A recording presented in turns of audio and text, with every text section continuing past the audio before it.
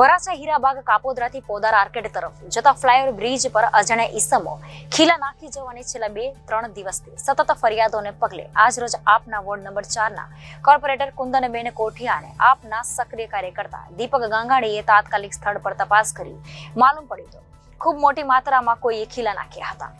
Corporator Kundanben Kothiya અને દીપક ગાંગાણી અને ward number 14 ના પ્રમુખ નરેશભાઈ કીકાણીએ ચાલુ વાહન વ્યવહારે જાતે બ્રિજ પરથી ખીલ્લા વીણ્યા અને લોકોને થનાર હાલાકીમાંથી ઉગાર્યા હતા।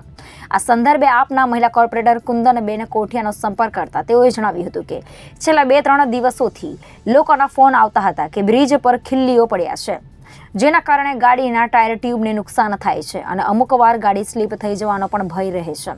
કોઈ મોટો અકસ્માત થવાની પણ વકી છે, જેથી મેં અમારા સક્રિય કાર્યકર્તા દીપક ગાંગાણી અને વોર્ડ નંબર 14 ના પ્રમુખ નરેશભાઈ કીકાણી સહિતના કાર્યકર્તાઓ સાથે સ્થળ પર તપાસ કરતા ત્યાં મોટી સંખ્યામાં ઠેર ઠેર ખીલ્લીઓ મળી આવી હતી। અમે એક પળનો પણ વિચાર ન કરતા જાતે જ ખીલ્લી વીણવા લાગ્યા હતા।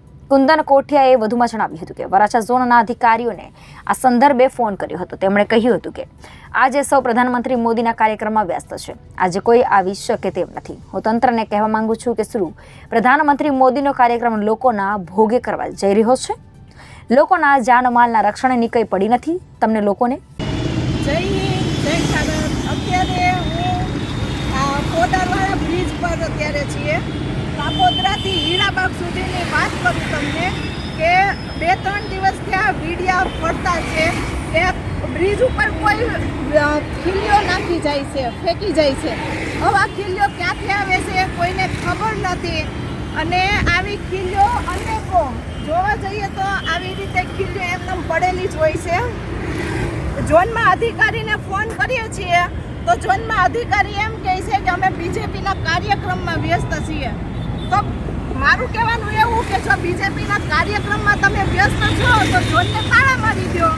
આપણે કશું અને જે આ હીરાબાગથી કાપોદ્રા જવાનો છે ત્યાં એટલા એક્સિડન્ટ ન થાય છે, બ્રિજ ઉતરતા પંચર પડે છે, કોઈની મા બેન દીકરી અથવા કોઈ ભાઈ બાપ કે કોઈને કાંઈ જાનહાનિ થાય એક્સિડન્ટના કારણે તો આનો જવાબદાર તંત્ર છે કે કોણ છે? અને બીજું કે આપણે ઓવરસ્પીડ થતી ગાડીઓના આપણે નોટિસ કરી શકીએ છીએ અને દંડ આપી શકીએ છીએ। તો આવા કૃત્ય કોણ કરે છે, કોણ નાખી જાય છે ખીલ્લીઓ એ આપણે ન પકડી શકીએ। મારી તંત્રને એટલી એક વિનંતી છે કે જલ્દીમાં જલ્દી આ ખીલ્લીઓ નાખનારને, આવા કૃત્ય કરનારને તાત્કાલિક પકડવામાં આવે અને આનું નિરાકરણ કરવામાં આવે એટલે જનતા હેરાન થતી મટે। જય હિન્દ, જય ભારત। Reporter Arvind Rathod, Janadesh news, Surat.